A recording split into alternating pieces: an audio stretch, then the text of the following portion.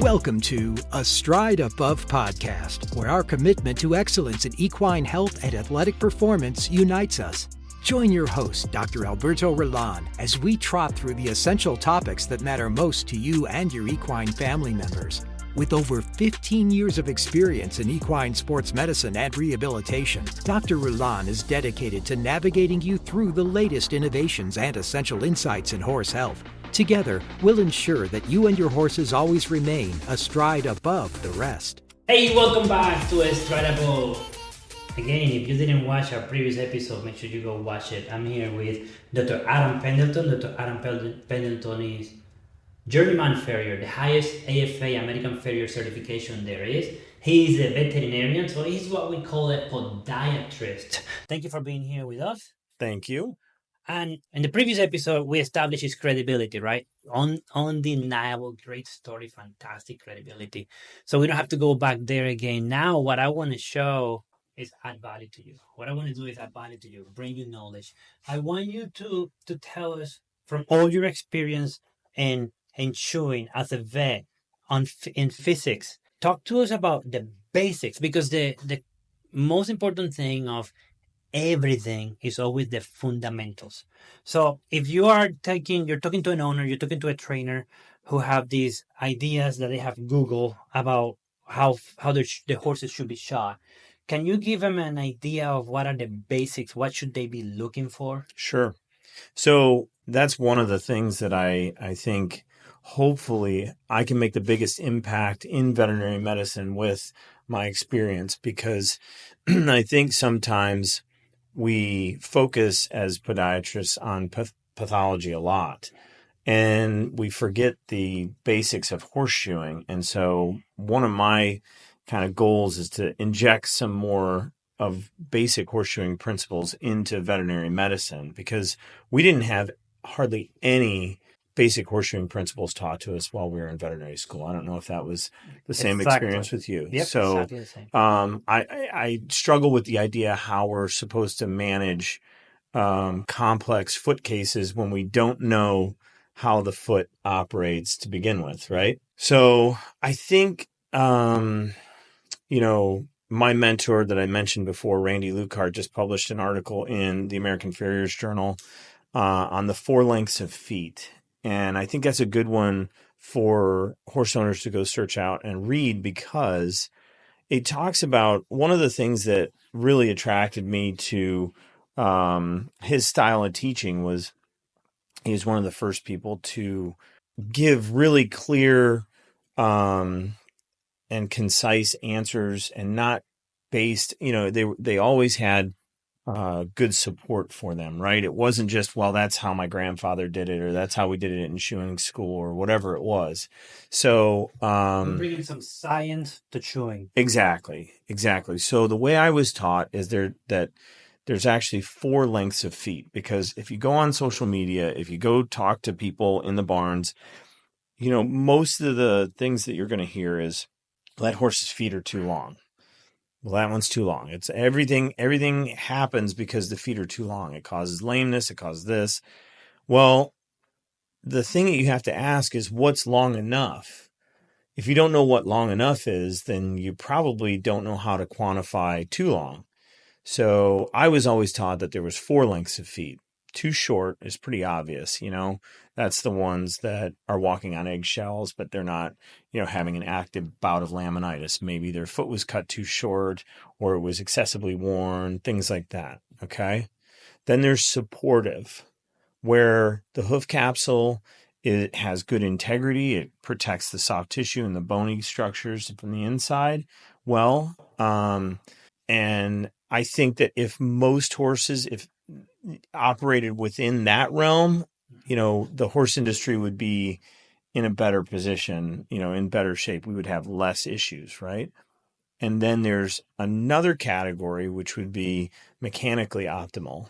And there's some ways to quantify that. And what we do is measure some triangles, using right triangle trigonometry, and you can calculate torque around a joint. And so what this talks about is, for every length and angle of pastern, there's a corresponding length and angle of hoof that matches it, right? So all it's saying is that a long pastern thoroughbred with a pastern that's 6 inches at 45 degrees is going to have a longer and lower foot angle than a quarter horse with a 3-inch pastern at 60 degrees, right? Makes sense. But if we look at how a lot of professionals are educated, how things are on social media, things like that, what we all want to do is we want to take that upright quarter horse foot and put it on the thoroughbred pastern, right? And they don't function at optimum. So it takes some of the guesswork out of it. And one of the things that I try not to say is always or never, but you should always shoe horses this way. This is the one exception because it caters itself to the horse's individual conformation, right? Yeah, and this is so good. We haven't even hit the fourth category yet, and I already have 10,000 questions. And I'm sure our listeners are the exact same way. So how about you give us the next category, and then I'll go with some questions. So the next category is too long, right? So anything above that optimum length would be too long. The interesting thing is, and this is what makes horseshoeing different, is that the piece of anatomy that we're working on is constantly growing. So you can't always have them at optimum all the time. So in other words, what's really helpful is, say you have a high performance horse, and they've got a big show coming up. Well, if you have followed the rate of change for a while, then you can calculate, okay, when's this horse going to be at optimal? When's that horse shoe again? Well, we need to shoe him now, and he needs to be here on this date. And then in a month, when he goes to the horse show, he's going to be perfect, right? So far we've talked about the four categories. We have a short, yep, supportive, mechanically optimal, and too long foot. Mm-hmm. When I talk to a client with a lame horse, I always hear, "Oh, the farrier caught it too short, or it's too long. Mm-hmm. It's too long. It's causing lameness." Which one of the two? Bear in mind, I have 1,000 questions. I only have 5 more minutes. Which one of the two is worse, short or too long? So with my podiatry and sports medicine based practice, I see a lot of foot lameness, and almost 95% of the foot lameness that I see is caused by feet being too short. Wow. Because, I've seen over my career, I can't even count how many thousands of horses that were lame because their foot was a 16th of an inch too short. Mm-hmm. But I've never seen one that was lame because its foot was a quarter inch too long. Mm-hmm. So I think that that's something that we need to, it's a whole paradigm shift of our industry that, it's really tough to combat a little bit. But I think that hopefully, putting some objective measures to it is the only way that I know to improve it at all, Interesting. And of course, our listeners can download this amazing article, and you can message me and I'll send it to you, okay? Message me, email me, and call us 352-307-3690, and I will send you the article. Then talk to me about a horse has a conformation, but sometimes, a lot of times, a horse has a left foot and a right foot. How do we use the system of getting the mechanically optimal on each horse that has a different foot? So honestly, that to me is the most useful portion of that system, because I think that because you're just trying to find ratios, right? And percentages. So when you calculate the torque around fetlocks, and you have what my experience is, and the way that Randy kind of figured this out, and actually I've kind of more so confirmed it using objective gait analysis, right? Equinosis Q, lameness locator, most people know it as, that a 3% difference in the fetlocks is noticeable to your eye, right? That's something that we as professionals can see.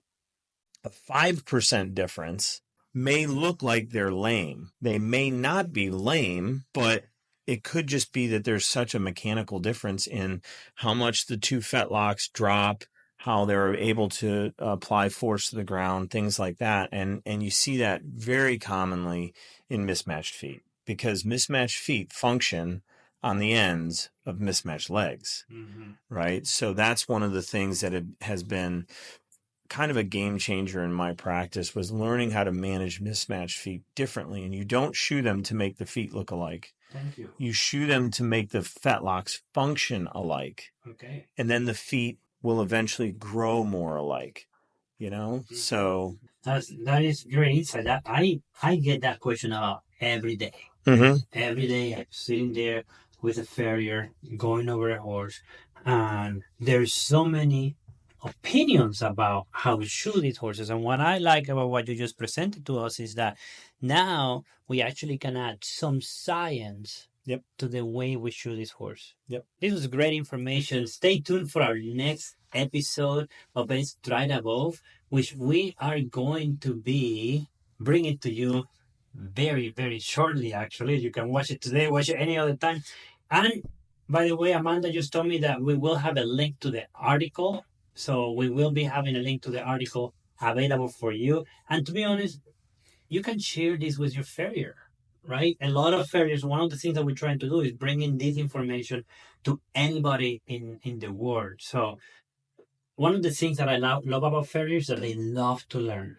that is right. There's no other profession that I know that are so thirsty for knowledge. And sometimes your farrier could be so busy showing 20, 25 horses a day or more that might not have time to get continuing education. So they will not be offended if you actually show them this. Bring the article. We actually work with farriers all day long, and we have great feedback from them on all these principles. Thank you very much one more time. It's always a pleasure. Same here. And stay tuned, because we're going to have another episode on one of the most controversial topics in podiatry, which is laminitis. So any questions you have, please message us or call us 352-307-3690. We're here for you.